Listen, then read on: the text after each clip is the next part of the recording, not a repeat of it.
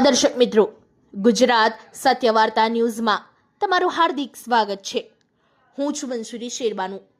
વડોદરા શહેરમાં રફતારનો કહેર યથાવત જોવા મળ્યો છે। મોડી રાત્રે નશામાં ધૂત કાર ચાલકે સ્ટીયરિંગ પરથી કાબુ ગુમાવ્યો હતો।